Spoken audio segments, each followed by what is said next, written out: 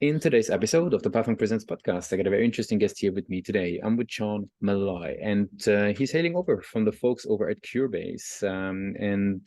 Basically, he's the VP of marketing, and at Curebase, basically, they're looking all into end-to-end clinical trial execution. So let's talk about Curebase today. Welcome to the show, Shawn.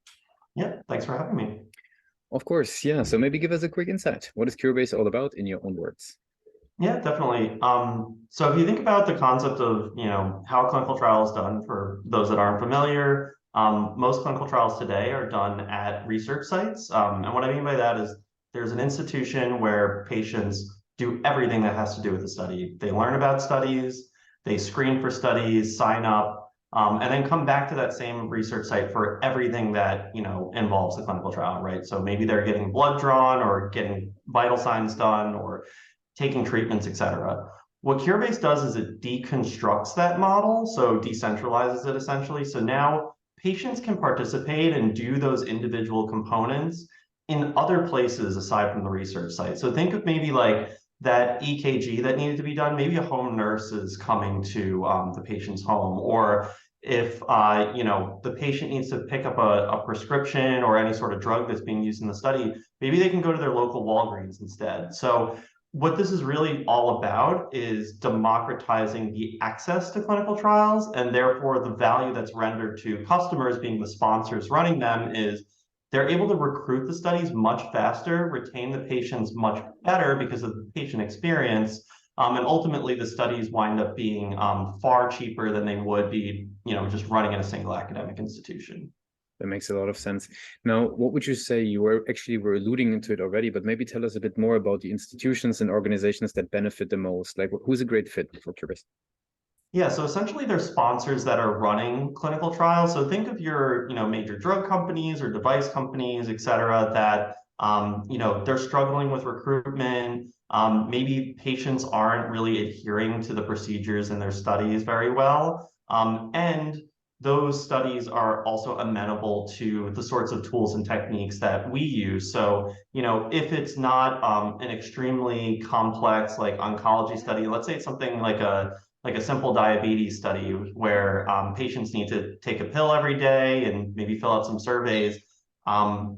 Studies are going to struggle with the fact that those patients are currently being asked to drive to a research site every single day in order to do these things. So those are sort of the ideal customer profiles of people that would benefit from a Curebase-based solution. If they need lots of patients and studies, the studies are amenable to these sorts of tools and techniques where patients can participate from different places. That's where the value really is. Gotcha. That makes sense. And what would you say? How do people, or in that sense, who would be the decision driver? Like, who's bringing in the platform? Because maybe a lot of the researchers wouldn't necessarily looking at the tech side to improve the operations. Like, who's that driving force, that champion within those organizations? Yeah, definitely. I'd say the main decision makers are those within clinical operations organizations. So essentially, they're the ones that run the studies. They're the ones that help design its execution. So they're thinking through operationally, where logistically are the sites going to be located? Who are the staff that are going to be on the studies? Those are our main target audiences when we are creating marketing materials and we're identifying the spaces within the ethos that they're looking for data to support their decisions about where to go, how to find the appropriate solutions. Gotcha. Makes a lot of sense. Now, what would you say is their journey looking like? How do they learn about Curebase? What's the channels that people are walking through in order to get started? Yeah, it's a good question.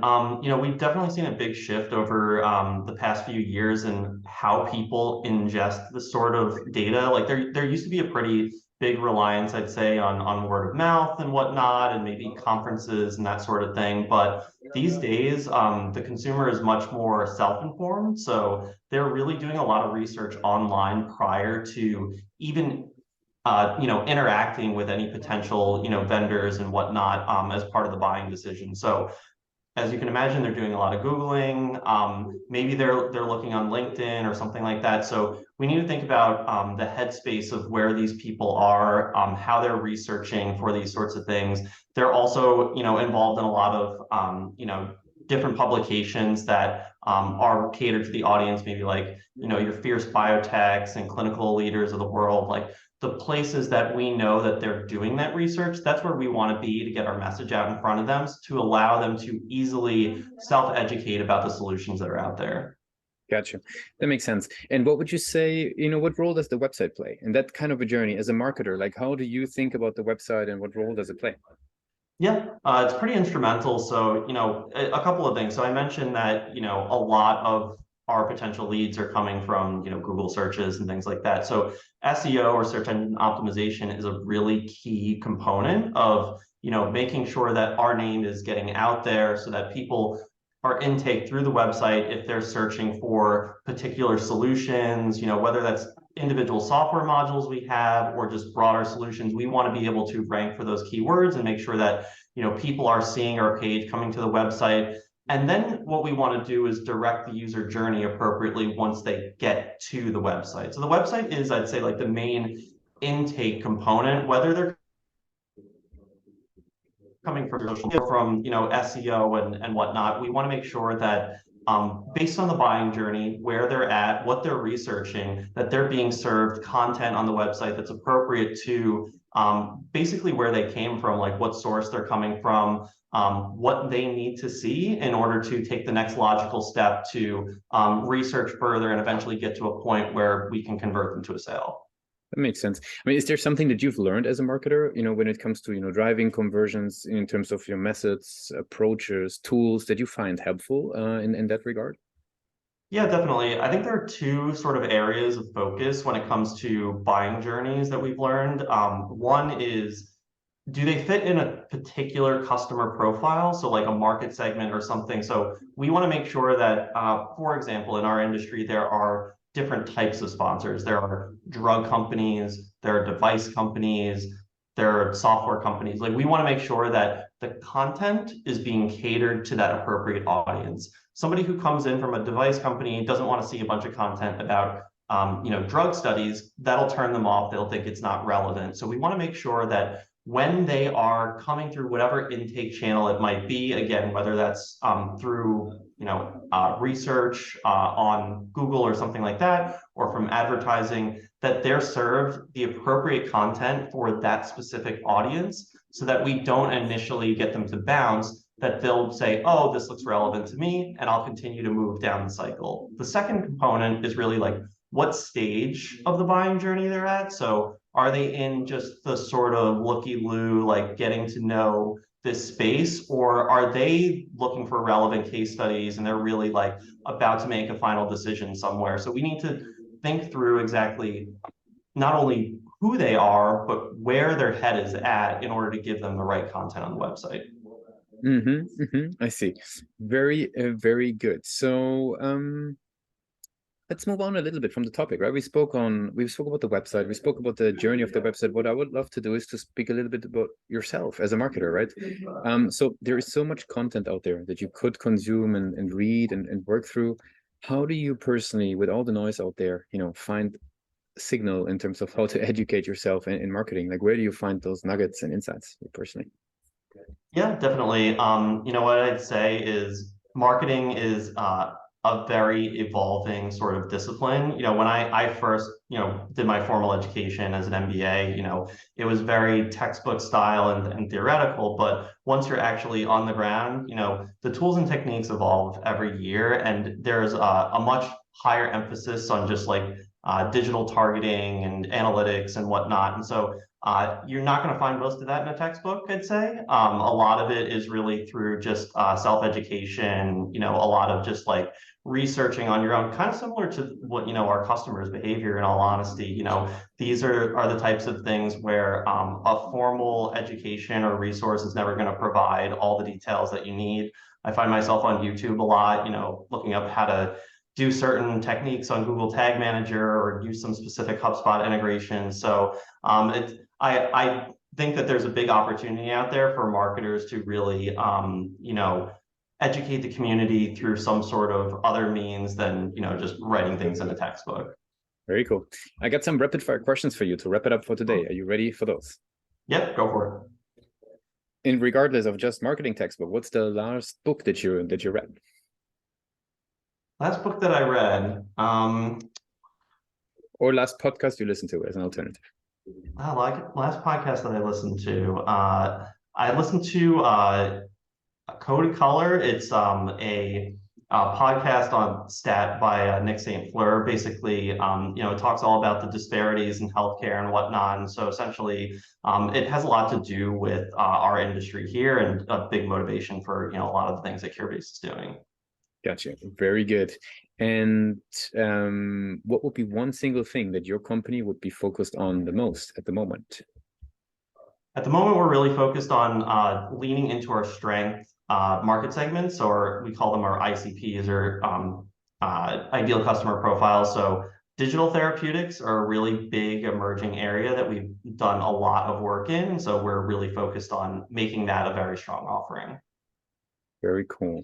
And next question, if there would be no boundaries in technology, what's the one thing that you would fix for your role as a marketer? You have a magic wand. What's the one thing you would fix? I'm a big fan of automation. If we can just automate the ability to, basically, especially for advertising, if we're able to completely automate, how, where, and when, ads are served that are going to produce the highest cost per conversion, that would really solve everything. Very, very good. And for the very last question, right? I'd like to do a little bit of time travel, if you allow. Let's go back to Cornell University, right? You're heading out of formal education and you were doing, of course, also, research work there as well. Now, what would be the one advice that you would give yourself for your journey as a marketer? Yeah, definitely. When I was at Cornell, I was studying as an engineer. One thing I would tell myself is that don't always expect what you're doing in college is going to wind up being what you're doing now, because clearly that's not what happened to me. So always keep an open mind. You got to let your interests kind of guide you. When you find something that really intrigues you, go for it. Don't resist it just because, you might have sort of a proverbial box that you put yourself in that you think that you're going to go down that path. Gotcha. Makes a lot of sense. No, though curious, is there any advice that you would have for engineers turning into marketers? Like what was something that helped you along the journey the most? Yeah, definitely. I'd say having a lot of intrigue as an engineer and thinking the big picture, when as an engineer, you're kind of given like build this thing or, create the spec or whatever it might be. It's important to think why, like what are the user needs? Why am I producing this product? Because then we can use our engineering education and mindset to really think, well, is this the best solution, or can I come up with something even better to serve what that ultimate need is? And that's what marketing really does, is it connects the dots between what the user needs are in the market and what we ultimately need to produce. Gotcha. Very, very cool. Shawn, we really appreciate you joining us today for the Pathmark Presents podcast. I want to give you the very last word, right? If somebody would be forgetting all the things that we discussed about Curebase today, what's the one thing people should remember? Yeah, I think the key is really just that, the clinical trial model is very outdated, and that what we're really trying to do here is democratize the ability of patients to get involved in cutting edge research no matter where they live. And that's a benefit to not just patients, but our customers. And so that's what we're ultimately looking to do, is change that. Shawn, thanks a lot for joining Pathmark Presents. All right. Thank you, Lucas.